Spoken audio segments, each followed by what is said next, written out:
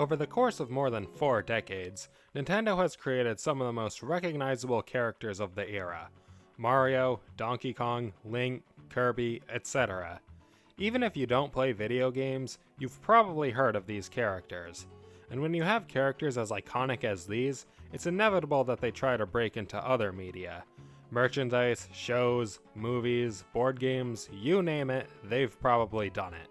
But there's one media form that Nintendo has been involved in that I feel has gone under the radar of most of the mainstream internet, and that is manga. A surprising number of Nintendo franchises have gotten some sort of manga adaptation.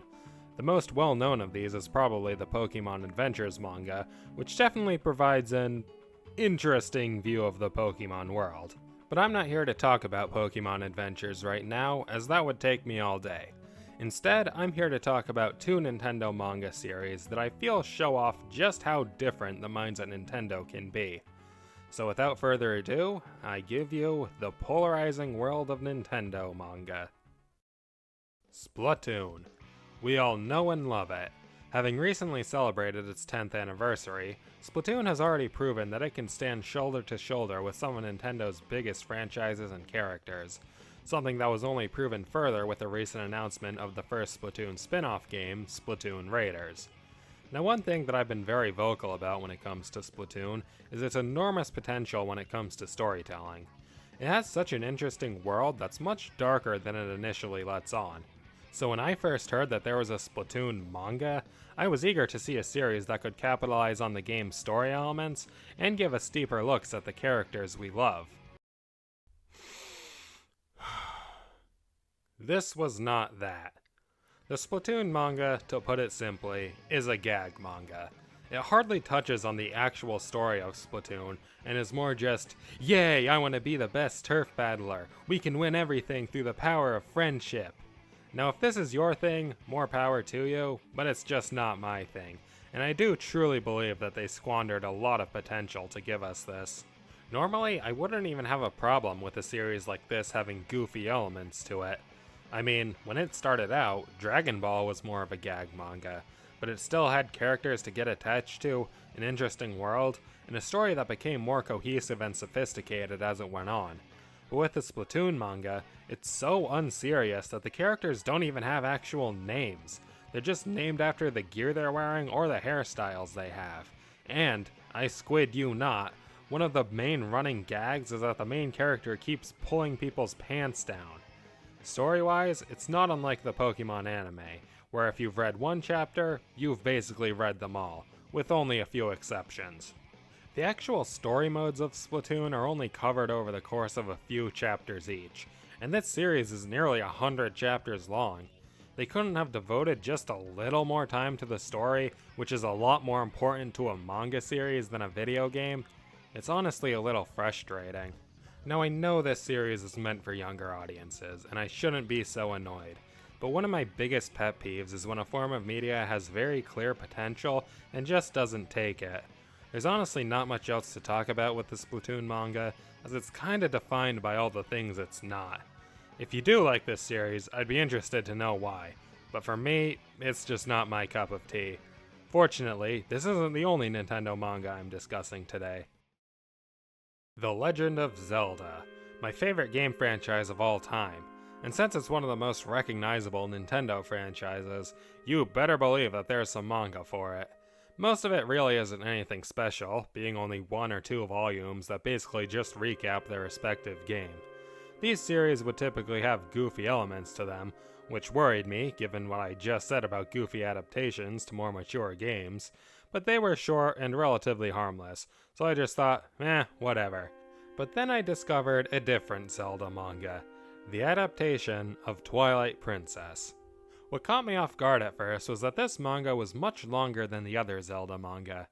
As said before, the other series were only 1 or 2 volumes, but this one had 8. Now this was back when it was still ongoing, and there's now 11. I didn't know exactly what to expect, but since Twilight Princess is my favorite Zelda game pre-Breath of the Wild, I decided to give it a try. And I'm very glad I did, because this manga did pretty much exactly what I wanted it to. I'll do my best to avoid spoilers, because believe me, there's a lot more to this manga than just the game it adapts.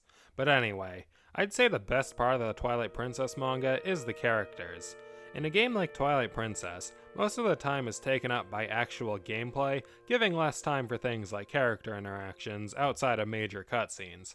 But a manga doesn't have that problem, and they use that opportunity to expand on Twilight Princess's character roster. I'd say the biggest example is Link himself.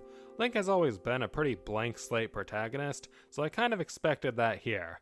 I expected them to turn him into basically another Goku clone, someone who's overly optimistic and is always determined to see things through.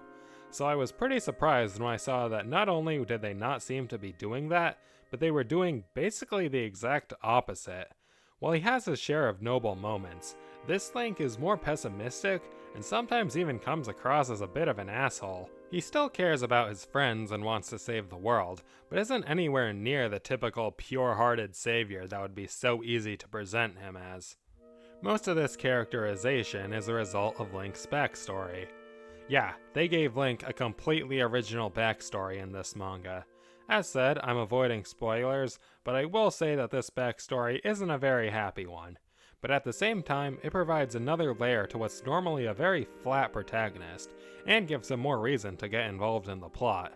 All of this provides a version of Link with much more depth than I ever thought was possible, and it's such a shame that not a ton of people know about it.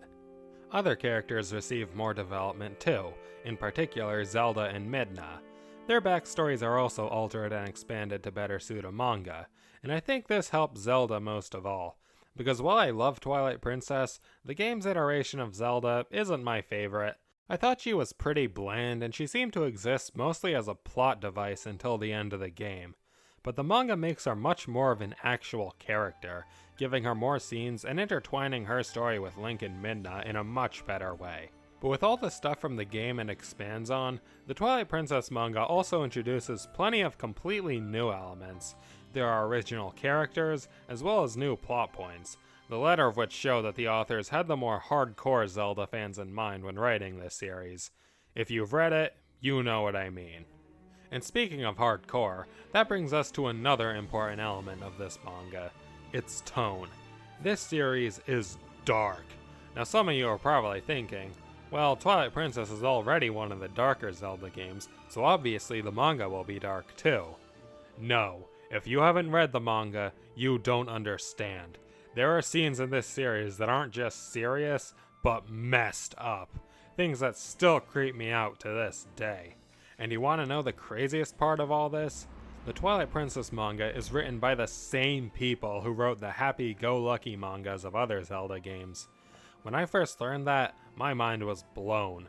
Kudos to the manga duo Akira Himikawa, because that's some crazy writing range. These two series are just a couple examples of how unbelievably different Nintendo manga can be. They're just such a fascinating experience, and regardless of if they're my cup of tea or not, they definitely provide a new way to experience these games and characters. But what do you think? If you've read these series, do your opinions differ from mine? And what would your ideal Nintendo manga look like? I'm interested to learn more. And if you like this video, please be sure to subscribe. We're so close to hitting 1,000 subscribers, and if we can get there, that would be awesome. But that's all I have to say for now, so until next time, see ya later.